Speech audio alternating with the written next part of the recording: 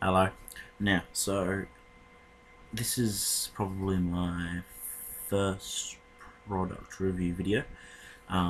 Sorry, excuse the context. I just got them and I can't stop wearing them. They're just need to get my money's worth out of them. Anyway, this is the Sword Buyer's Guide custom katana review.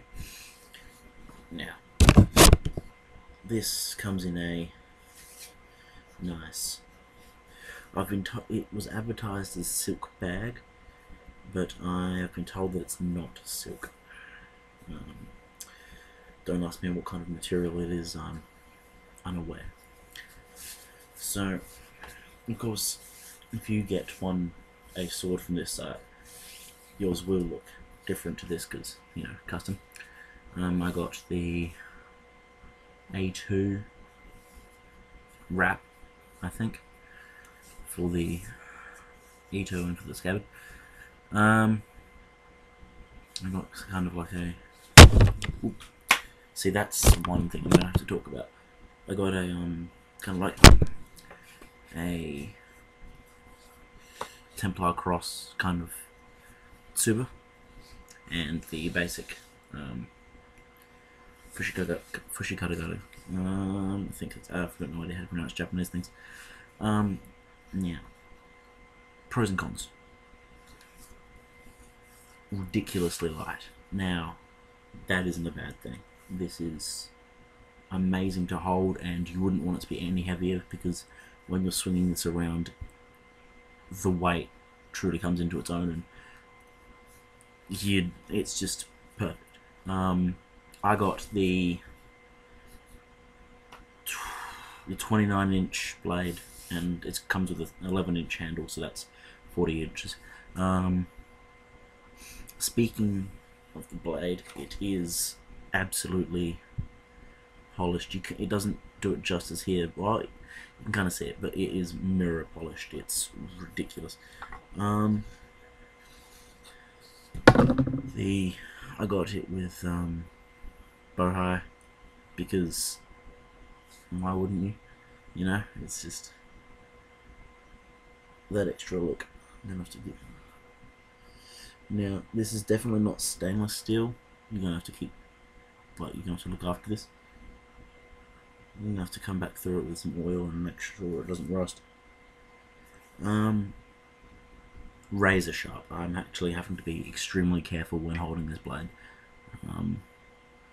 It's definitely my sharpest sword in I own a few. Back to the sheath. I like it. I do, but